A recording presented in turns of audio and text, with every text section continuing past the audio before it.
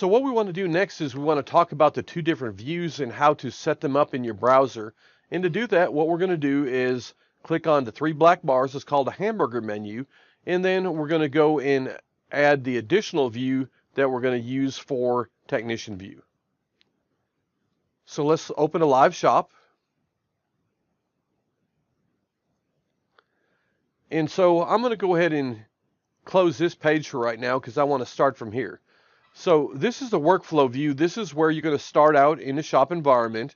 And what you're going to see is a workflow step for all the common things that happen as you go through the shop with a repair order. So today's appointments, waiting for inspection, creating estimate, waiting for approval, parts ordered, waiting for finished, and then waiting for pickup.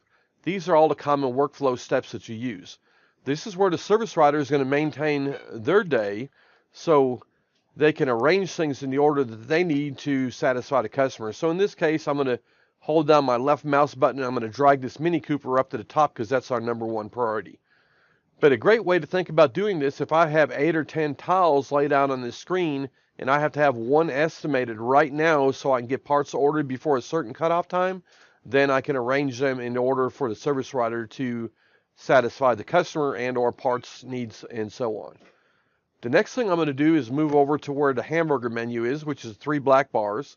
I'm going to left click on it, and I'm going to move down to where it says technician view, and I'm going to left click on it.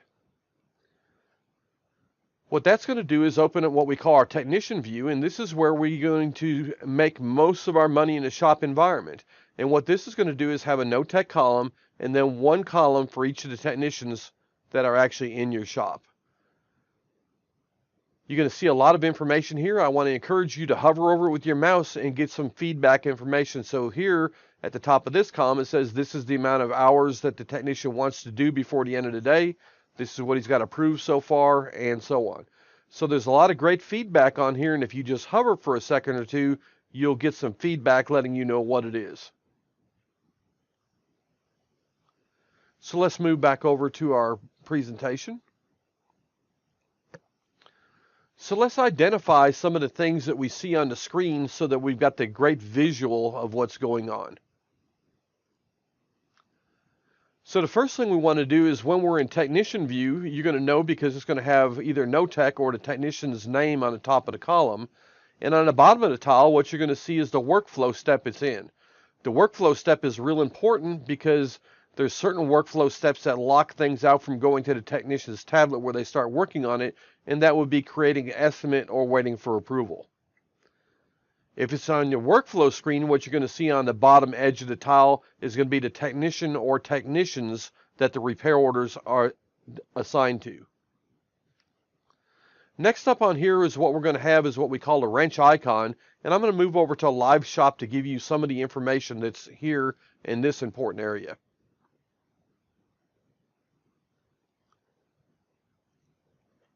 So let's grab one of the vehicles that are on the screen and go through and see some of the information that's available at your fingertips. So I'm going to click on the wrench icon. I'm going to hover until it turns into hand, left click the mouse, and come into this area.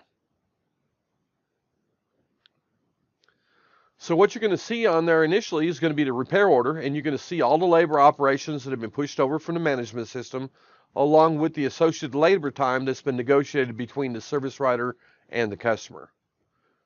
When you click on service history, what you're going to see is the history of all the times it's been in the shop. This vehicle has never been in here before, so there's no history. And you could also see information that was carried forward from prior inspection results. Also in the same area, you're going to see OEM recommendations. So this does not have an indicator base on the dash, so we're going to click time and odometer base, and it's going to open up and show you all the OEM recommendations for this mileage interval. We're not going to go into inspection reports right now because we're going to go into in-depth later. We are going to cover recalls and TSBs. This is going to give the service writer the ability to click off on TSBs and recalls that apply to this vehicle. So open recalls or TSBs that apply to this particular visit. And again, the service writer has the ability to do this. It's going to display in its own area on the bottom of the inspection results, and the technician also has the ability to do the same thing from their tablet. And then we have what we call CRM Next, which is going to let the service writer prepare for the next visit and be able to see inspection results and so on repurpose, so that way we can not only use the inspection results today to tell the customer what's wrong, but if they don't approve it today, we're going to be using them on the next visit. This is also covered on a retention training on Fridays, and we'll be happy to register those with retention up for that training.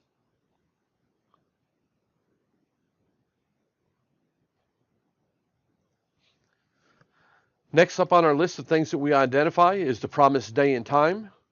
And this nice little yellow triangle lets the service writer know when that time is getting very close or has been exceeded. And we want to make sure that anytime that yellow triangle goes up, the service writer is proactive about making sure the customer's expectations are met. I'm going to switch over to Live Shop and just come in here and click on it one time.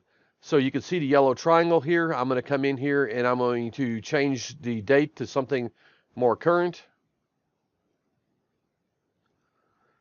So we'll say March 28th and apply, and then you'll see it goes away. So this can be used to actually, the next waypoint that you have to satisfy the customer, you can set that, and anytime that yellow triangle appears, the service writer should be looking to make sure, find out what's going on, and proactively take care of the customer's needs.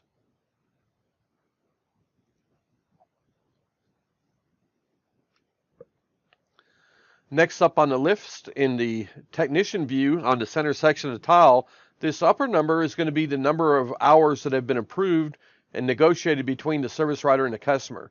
So this is going to be the total for this technician.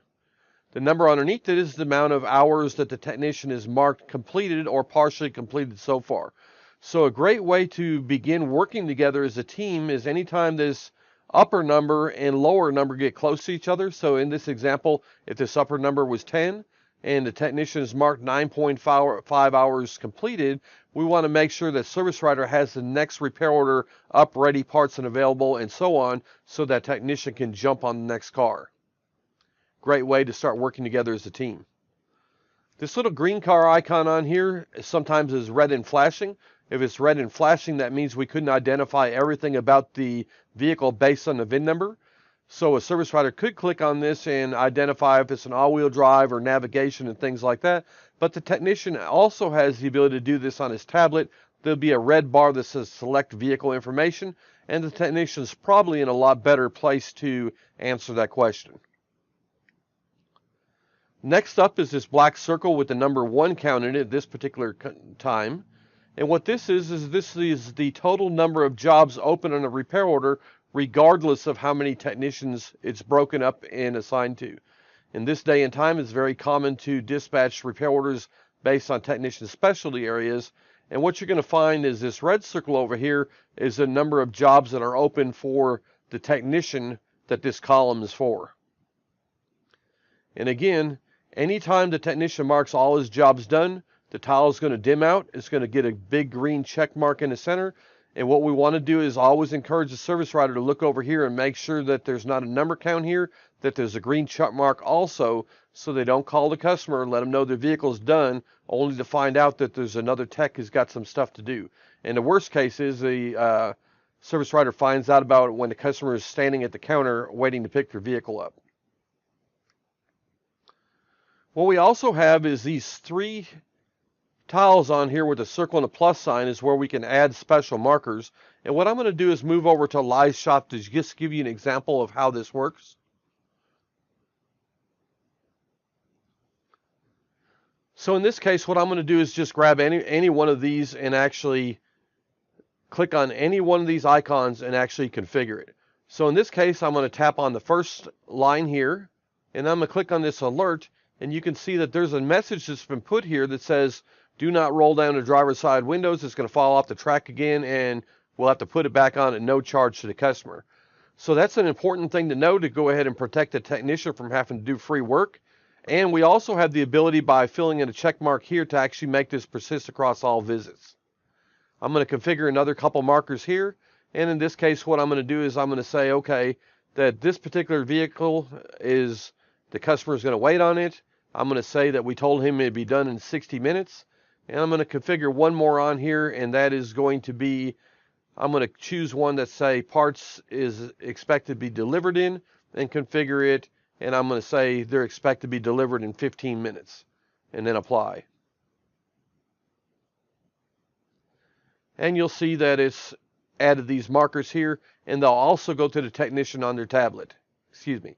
So here on the countdown alerts, they'll start flashing when the time expires, but again, this is going to the technician on their tablet. I'll be putting a link in at the end, or providing you with a link so that you can learn more about special and ultimate markers.